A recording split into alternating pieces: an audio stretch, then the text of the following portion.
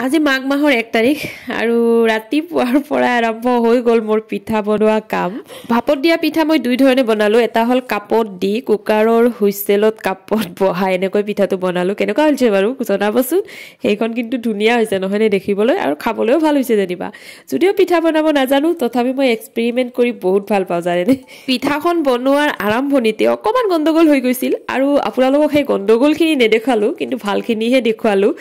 এয়া হল মোৰ ভাপত দিয়া পিঠা মই ইডলি ষ্টেণ্ডত বহাই কৰিছো আৰু হিমান এটা ভাল হোৱা নাই দেখিবলৈ কিন্তু খাবলৈ বহুত টেষ্টি হৈছিল জানেনে আৰু এই কাপত বনোৱা যে পিঠা দুটা এই দুটা স্পেশালি আজি মানে কৰি চাইছো কেনেকুৱা হয়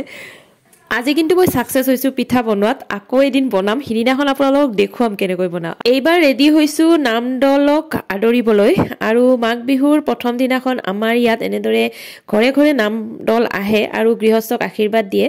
এই নিয়মটো আপোনালোকৰ তাত আছে নে নাই কমেন্ট এটা কৰি জনাবচোন আৰু তেওঁলোক যোৱাৰ পিছত মই ধুনাদানিটো লৈ অকমান ঘৰটো চাৰিওপিনে ঘূৰাই দিলো আৰু এতিয়া হৈছে চাহৰ পৰ্ব পিঠা যেহেতুকে বনাই থৈছিলো গোটেই মিলিজুলি অকমান চাহ খালো এনেদৰে আমি বিহু পালন কৰিলো আৰু তাকে অকমান আপোনালোকৰ লগত শেয়াৰ কৰিলো গতিকে ভিডিওটো ইমানেই আজিলৈ আহিলো বাই বাই